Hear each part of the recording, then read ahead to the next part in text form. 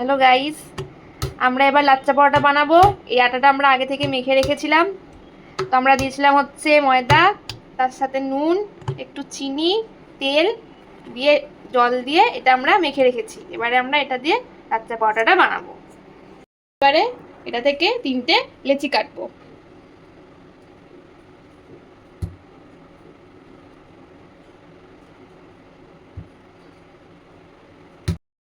এই যে আমাদের লিচি কাটা হয়ে গেছে, এবারে আমরা বানাবো। এই যে এবারে আমরা এটা দিয়ে বেলবো। প্রথমে আমরা একটু ময়দা দিয়ে দেবো এখানে, দিয়ে আমরা এটাকে বেলবো। তো আমাদের এটা বেলা হয়ে গেছে। এবারে আমরা এতে একটুখানি তেল দেব।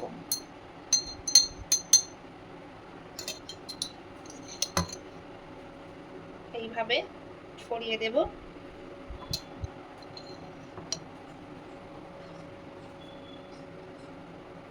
তেলটাকে আমরা এর উপরে ছড়িয়ে দিলাম। এবারে আমরা এটাকে মুড়বো।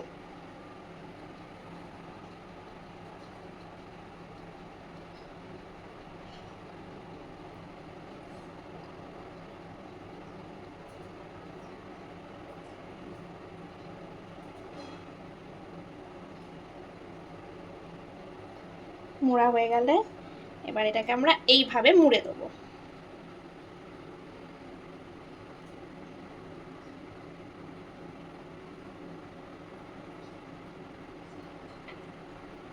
আবার এটাকে আমরা আবার একবার বেলবো।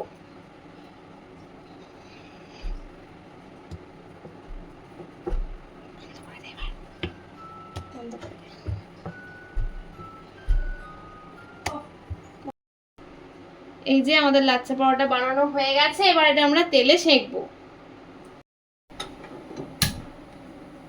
এটা জেলে এবারে আমরা এখানে পরোটাটা দিয়ে দেবো।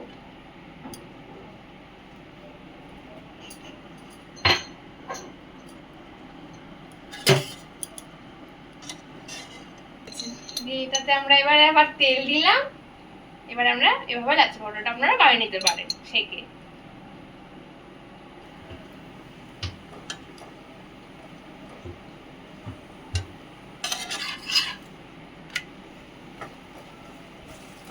গাইস, আমাদের আজ অনেক লেট হয়ে গেছে। এখন বাজে হচ্ছে রাত্রি 11:15। আমরা এখন 11:15টার সময় খাবার বানাতে শুরু করেছি। তোমরা ব্লগে দেখতে পাবো।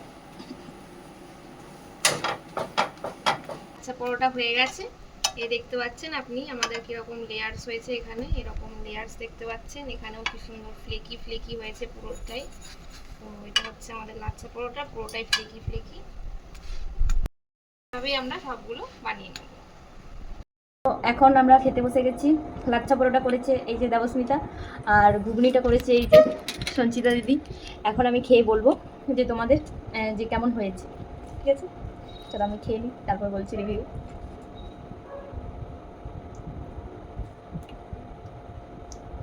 ঘুগনি লাচ্চা পরোটা দুটোই খুব সুন্দর হয়েছে। এই যে দেবস্মিতা আর সঞ্চিতা দিদি, তোমাদেরকে বললাম তোমরা এইভাবে বানাবে, বাড়িতে দেখবে, তোমরা ট্রাই করবে, খুব ভালো হয়েছে। তোমরাও চেষ্টা করবে, তোমাদেরটাও ভালো হবে। ঠিক আছে, চলো আমরা খেয়ে নিই। টাটা।